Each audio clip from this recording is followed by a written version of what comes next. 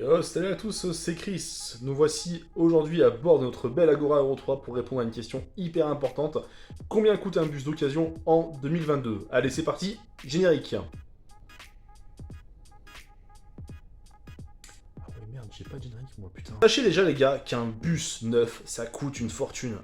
En effet, alors les véhicules de transport en commun ont toujours coûté super cher à l'achat, et encore plus maintenant avec l'arrivée des nouvelles normes anti-pollution, des véhicules hybrides au gaz, électrique. Voilà, sachez qu'un véhicule neuf coûte facilement plus de 200 000 euros, c'est juste énorme. Voilà. En revanche, une fois que le bus a accompli sa mission, a fait sa durée de service, et ben le bus ne sert strictement plus à rien. Donc souvent il est envoyé à la ferraille, ou il est vendu une misère. Voilà. Et ça, c'est plutôt cool. Donc, la question, combien coûte un bus à l'heure actuelle? Donc, on a parlé d'un bus comme l'Agora, un Euro 3, un véhicule de fin 90, début 2000. Il faut compter à peu près entre 1500 euros et 10 000 euros net. Ouais, 1500 balles.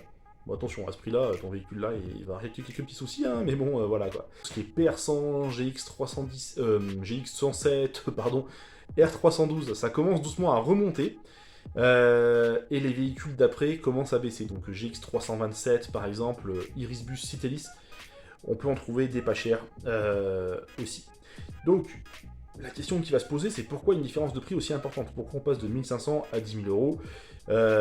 Et où trouver ces véhicules-là? Alors déjà pour commencer, pour trouver un véhicule de transport en commun, donc un bus d'occasion, c'est comme pour une voiture. Il y a des sites comme Le Bon Coin, donc carrément même Le Bon Coin en lui-même, hein, donc il y a une section utilitaire, donc il y a des poids lourds et des bus. Et il y a également deux sites dédiés à ça, Europe Camion et Agri Affaires. À côté de ça, un truc qui marche bien dans le domaine du transport, c'est les ventes aux enchères. Parce qu'effectivement, les réseaux, quand ils se débarrassent de leurs véhicules, ils aiment les vendre aux enchères. Comme ça, ils les vendent vite et bien. L'avantage pour nous, c'est que c'est pas cher du tout. Voilà, j'ai vu par exemple, il y a de ça 15 jours, un GX 327 se vendre 800 euros hors taxe. Voilà, bon bah, hein, voilà. Par contre, le défaut de cette vente-là, c'est que c'est une vente dans laquelle il faut être hyper réactif. Si vous vous lancez dans l'achat d'un véhicule aux enchères, il faut avoir le temps. Le temps parce qu'il faut être très réactif, il faut pouvoir se déplacer n'importe où en France pour aller voir le véhicule. Sachant que souvent les visites sont des visites groupées, hein, donc du coup voilà. Et il faut être réactif parce que vous ne serez pas seul sur la vente du véhicule. Voilà, c'est super important. Et un point important, très important, il faut avoir un minimum de connaissances. Voilà. Que vous ayez le permis ou pas le permis, peu importe, il faut des connaissances. Parce que souvent, les véhicules qui sont vendus aux enchères sont des véhicules qui sont quand même vachement rincés. Et même nous, avec le Joris, qui avons quand même quelques connaissances, notamment Joris, hein, dans la mécanique poids lourd, quand on a acheté l'Agora, ici présent, on le trouvait dans un état juste clinique, incroyablement propre. Et en fait, avec le temps, on découvre plein de trucs, pas mal de problèmes électriques, mécaniques. Bon, tu me diras, c'est de l'Euro 3, c'est normal, c'est de la merde. Ok, et en plus, c'est un prototype, donc c'est vraiment de la grosse merde. Mais voilà quoi. Donc, vraiment s'y connaître, c'est important. Donc, si tu veux acheter un véhicule aux enchères, faut que tu aies du temps et faut que tu aies des connaissances, à défaut, avoir quelqu'un avec toi que tu connais. Voilà, que tu connais, qui connaît, qui a des connaissances. Avoir un pote qui a des connaissances, voilà. Mais c'est là qu'on fera les meilleures affaires. Voilà, un véhicule Euro 3 comme notre belle Agora. Il faut compter un prix moyen entre, ouais, on va dire, allez, 1800 balles et 3500 euros TTC. Voilà. Mais il faut savoir quand même qu'on part quand même sur des véhicules assez rincés. Voilà. Au niveau des occasions, donc dans le monde des pros, des revendeurs, en général, un véhicule comme celui-là va coûter entre 4000 et 8000, voire 9000 euros. Voilà, c'est le tarif de revente pro. L'avantage d'acheter un pro, c'est que souvent le véhicule, il y a une garantie, le contrôle technique, donc les mines sont à jour, et le véhicule est assez sain en général. Moi, je sais que sur la région Rhône-Alpes, je connais bien les revendeurs. Alors, je fais pas de coup de pub pour les revendeurs, attention. Hein.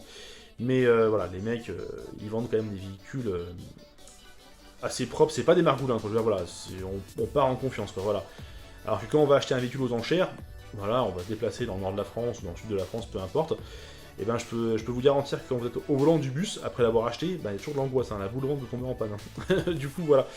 Donc ça peut être un bon plan pour celui qui a un peu de budget et qui ne veut pas s'embêter avec toutes les démarches et la vente aux enchères et tout, d'acheter un pro. Après, il y a également aussi des particuliers qui revendent sur les sites comme Le Bon Coin ou Agri Affaires, C'est intéressant, maintenant pareil que pour les enchères, faut quand même s'y connaître, voilà. Après l'avantage qu'il y a, c'est que c'est beaucoup plus souple, on peut venir un peu comme quand on veut, un peu comme pour acheter une voiture.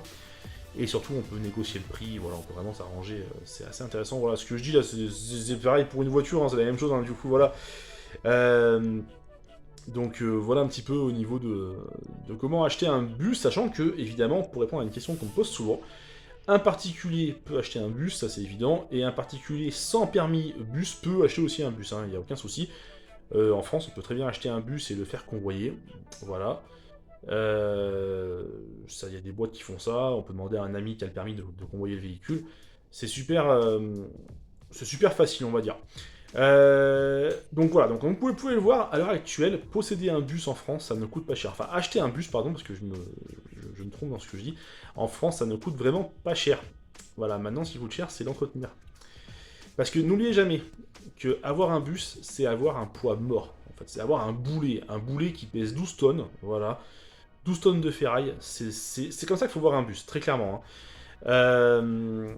Voilà, moi je sais qu'à l'époque, j'avais acheté un PR100. Voilà, c'était mon rêve de gosse, avoir un PR100. À l'époque, j'avais pas le permis de conduire, donc il m'a été livré donc, par un convoyeur, le véhicule. Donc bon, le bus est arrivé, j'ai signé les papiers, on a bu un café, le mec est reparti donc en train chez lui. Je me suis installé au volant du bus, j'ai fait ce que ferait je pense n'importe quel passionné de bus, donc j'ai ouvert, fermé les portes avec les boutons de porte, voilà, c'était un petit peu la jouissance. Et après, je me suis regardé dans le miroir du bus et je me suis dit, qu'est-ce que je vais en faire? Voilà. Donc, littéralement, c'est un poids mort, un bus. Donc voilà, donc si vous vous lancez dans l'aventure en tant que particulier, c'est génial et moi je peux que vous encourager à le faire. Maintenant, ayez un minimum de connaissances et puis ayez un endroit sûr où vous pouvez stocker le véhicule, donc notamment un terrain privé qui vous appartient ou qui appartient à une connaissance ou que vous louez. Évitez absolument la voie publique, c'est super important parce que du coup, un bus sur la voie publique, ça prend plusieurs places de parking, ça prend une place, un emplacement réservé aux bus qui font des lignes régulières. On a souvent la police municipale qui vient gueuler, la mairie qui vient dire monsieur le bus faut pas qu'il reste là, donc après il faut le bouger, s'il est en panne, il peut plus bouger, donc on se prend des amendes dans la tronche. Donc voilà, donc c'est super important, et aussi il faut être toujours prêt à ce que nous on redoute absolument, à savoir la panne. Parce que tomber en panne avec sa voiture sur la route, ça peut arriver, hein, mais voilà. À la limite, ta voiture, tu la pousses, tu la mets sur le côté avec les warnings, fin de l'histoire. Mais un bus, voilà, il faut le dépanner le bus. Et un dépannage bus, pour vous situer un petit tarif, donc un dépannage sur 20 km avec une dépanneuse poids lourd, c'est 2000 € hors taxe. Voilà, 1200 balles si vous avez du bol, vous connaissez la personne. Donc voilà, donc c'est vraiment un budget conséquent. Pareil, les pièces sont rares à trouver, les pièces sont chères à trouver. Le vitrage, ça coûte une paire de couilles. Voilà. Tout coûte cher, tout coûte cher. Voilà, un capot moteur pour GX317, c'est 9000 € chez Eliez. Un jeu de porte, c'est 3000 €. Enfin bref, tout coûte super cher. Donc acheter un bus, ouais, c'est cool, mais après, voilà, faut savoir dans quoi on se lance. Et ce point important, il faut se dire qu'un bus, c'est pas comme une voiture. C'est pas, bon bah demain le bus, j'en veux plus, je m'en débarrasse. Non. Voilà, si tu veux trouver un ferrailleur pour reprendre ton bus, mais c'est la merde. Parce que, tu me diras, oui, le bus, tu peux le vendre. Oui, tu peux le vendre, mais pour ça, il faut que la cartouche soit à jour, que les mines soient à jour. Les mines sur un bus, c'est tous les 6 mois, donc c'est 140 € tous les 6 mois. Et c'est, transport de voyageurs, c'est super strict. Voilà, donc ça veut dire, je vais pas vous décourager, hein, mais ça veut dire que, voilà, ça veut dire qu'il y a un bus, pour un particulier qui a pas trop les moyens et qui voit que son bus il veut plus rien en faire, malheureusement la solution qui s'impose souvent c'est de le ferrailler. Mais il faut trouver un ferrailleur, et les ferrailleurs veulent pas se déplacer parce qu'il faut qu'ils montent avec un poids lourd, ça leur fait des frais de carburant, donc c'est super compliqué. C'est pour ça que souvent les bus de particuliers qui finissent mal, ils finissent dans un champ abandonné, ou alors carrément, ça s'est vu avec les Agora d'Aix-les-Bains, j'en parlais dans une vidéo future, le mec est venu les démonter à la pelleteuse quoi. Il a démonté à la pelleteuse, il a mis les pièces dans une benne, et il a amené tout ça à la ferraille. Voilà. Triste fin pour un véhicule. Voilà. Et malgré ce qu'on peut penser, le monde associatif est également hyper fermé. Voilà, moi, quand j'ai voulu le débarrasser de mon PR100, je l'ai proposé à une assos, et je me suis dit, putain, un PR100, les mecs, ils vont kiffer, et ils m'ont dit clairement, non, on n'est pas intéressé, donc... voilà, donc, sachez tout ça avant d'acheter un bus. Maintenant, après, à côté de ça, avoir son propre bus quand on est passionné, c'est un truc qui est génial, c'est hyper grisant. Ça permet d'apprendre plein de trucs, de faire de la mécanique, voilà, de se promener, de se balader entre passionnés. Voilà, ça peut paraître débile pour beaucoup de gens d'avoir son propre bus, mais ça a quand même un côté super intéressant. Voilà, nous sur Grenoble, normalement d'ici un mois ou deux, on va faire des sorties de les abonnés sur Grenoble, on va se promener, ça va être super sympa. Et puis c'est quand même un goût du patrimoine des transports en France que vous gardez dans votre jardin, et moi je trouve ça plutôt cool. Bon, j'avoue, c'était pas la conclusion la plus belle de ma vidéo, mais bon, voilà, c'est ce qui me vient sur l'instant T. Bon, les gars, à la prochaine.